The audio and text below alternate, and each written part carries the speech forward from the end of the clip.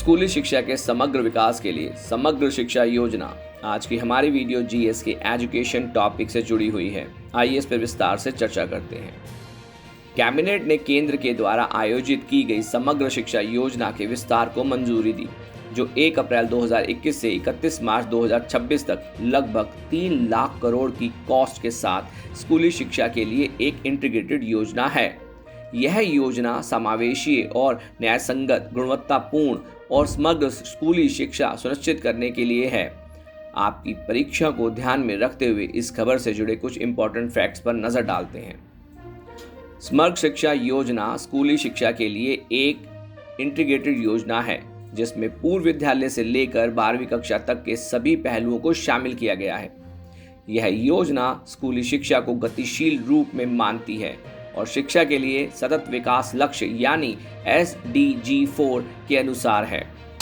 यह योजना न केवल शिक्षा के अधिकार अधिनियम के इम्प्लीमेंटेशन के लिए सहायता प्रदान करती है, बल्कि यह भी सुनिश्चित करती है कि राष्ट्रीय शिक्षा नीति 2020 की सिफारिशें भी साथ जोड़ी हों, ताकि सभी बच्चों को एक समान और समावेशी कक्षा के माहौल के साथ गुणवत्तापूर्ण शिक्षा तक पहुंचाया जा सके और इसमें उनके विभिन्न प्रकार की पृष्ठभूमि, भाषा, आवश्यकताओं और शैक्षणिक योग्यताओं का भी ध्यान रखा जाए, ताकि वो उनको सीखने की प्रक्रिया में सक्रिय भागीदार भी बनाए। वोकेशनल एजुकेशन का विस्तार मिनिस्ट्री ऑफ स्किल डेवलपमेंट और एंटरप्रेन्योरशिप मिनिस्ट्री के लिए वित्तीय पोषण प्रदान करने वाले अन्य मंत्रालयों के साथ मिलकर किया जाएगा।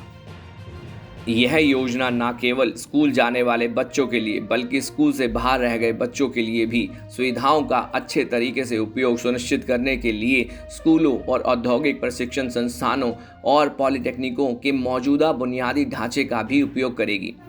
माध्यमिक शिक्षकों और प्राथमिक शिक्षकों को प्रशिक्षित करने के लिए NCERT के द्वारा निष्ठा के तहत स्पेसिफाई ट्रेनिंग मॉड्यूल शामिल किए जाएंगे और साथ ही परिवहन सुविधाओं को माध्यमिक स्तर तक 6,000 रुपये प्रति वर्ष तक बढ़ा दिया गया है। आइए इस टॉपिक से जुड़े कुछ महत्वपूर्ण बैकग्राउंड बिंदुओं को जानते हैं। केंद्रीय बजट 2018-19 ने घोषणा की है कि स्कूली शिक्षा को पूर्व प्राथमिक से 12वीं कक्षा तक समग्र रूप से और बिना विभाजन के माना जाएगा। इस संदर्भ में विभाग ने सर्व शिक्षा अभियान, राष्ट्रीय माध्यमिक शिक्षा अभियान और शिक्षक शिक्षा के पहले की सेंटर स्पॉन्सर्ड स्कीम को मिलाकर 2018 में स्कूली शिक्षा समग्र शिक्षा के लिए इंटीग्रेटेड स्कीम शुरू की।